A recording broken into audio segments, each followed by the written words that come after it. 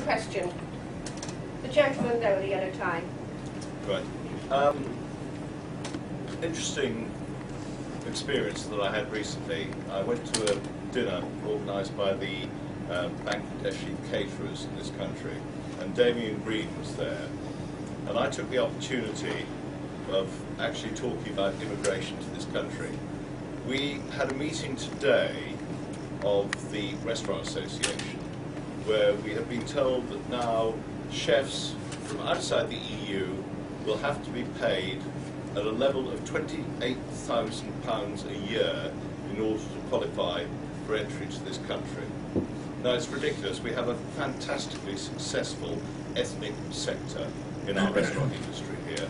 Now, there aren't many chefs that get paid £28,000 or more. It's going to kill this sector off.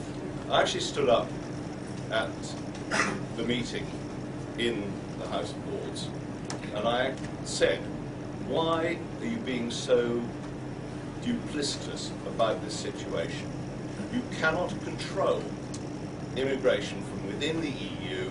You're trying to hit various successful sectors of industry in this country which employ an enormous number of people, and our figures show that for every chef you bring in, you generate 12 jobs in the UK.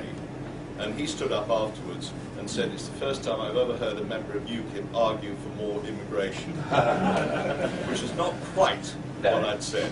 What do you think? Well, the first thing to say is I think Damien Green is so typical of the modern politician. I call them the insipids.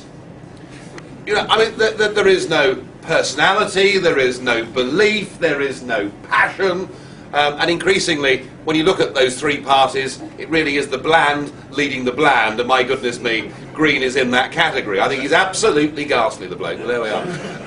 He loves me too, but there we are. Richard, you're right. I mean, look, I didn't mention immigration in my speech, but immigration is absolutely a fundamental question.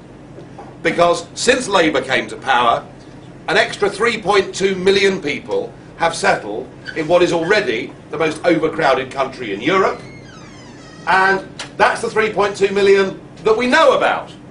So goodness only knows what the true figure is. We have seen such rapid change in virtually every city and market town in this country. I mean, and I was one of only 3 British MEPs that voted against a total open door to the whole of Eastern Europe. The other 2 were also UKIP MEPs. And we were told at the time, if you remember, by David Blunkett, who was the Home Secretary, although perhaps his overactive social life at the time was clouding his mind, I don't know. But we were told by David Blunkett that this would lead to an increase of 13,000 people a year, and within the first 2 years, 800,000 people came. It is insane. So what we're now doing is we are now not letting into the country the kind of people that we should be letting into the country. People who've got skills and people who've got something to bring, in favour of an open door to any Romanian or Bulgarian criminal gang that wants to enter the country. I mean, that is absolutely mad. We have had an oversupply in the unskilled labour market since 2005. That at a time of rising unemployment is an incredibly stupid thing to do. And I think that the penny is dropping. The great British public are realising that you cannot have your own immigration, asylum policy and remain a member of this European Union. That message is getting through. I think it's desperately important that we as a party make it clear that we want proper border controls, that we're very happy to issue work permits to people who want to come to this country. But long term, the only sane immigration policy that Britain should adopt is the one that Australia adopts, where if you're prepared to go in, swear your oath of allegiance, conform, become part of their society, work hard, pay taxes and add skills, they want you, and if you don't qualify for any of that, then please sling your hook. That's the way the Aussies do it. They're quite right. And I just want to finish with one point. Not anymore, we don't. Well, is that why you've come here? Well, we've got a Welsh Prime Minister, that's why. Well, you have, I have to say, that I thought John Howard... Exactly. I thought John Howard was the best, most inspirational leader in the Western world for those 4 terms he served as your Prime Minister. He was a damn sight better than the Howard we had in this country, but there we are. No, he really was wonderful. But one thing to note, there is going to be a very significant change in the social security rules in this country on May the 1st this year. To date, if you've come in from the European Union since '04 and you've worked for 12 months and paid your stamp and your taxes for 12 months, you've been entitled after that period of time to the full range of benefits within the system, which of course has meant that 43,000 children in Warsaw have been getting child benefit, which hasn't pleased everybody. And then you can bring your family and everything else. From May the 1st, anybody that comes into this country from any EU country with no upper limit on numbers qualifies automatically from day one to the same range of social security benefits that all of you have. That is absolutely mad. Absolutely mad.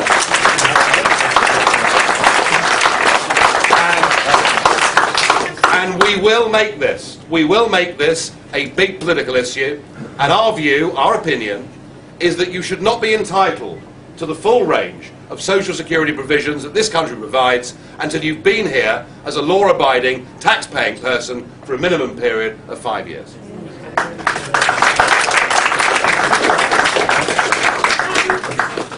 The young gentleman there. How do you feel about AV reform when taking as beneficiary to UKIP as a whole? Can't hear you. The question was, how do we feel about the AV voting referendum, and wouldn't it be a benefit to UKIP? I think that's pretty much right. Look, we're having the wrong referendum on May the 5th. We should be having a referendum on our membership of the European Union.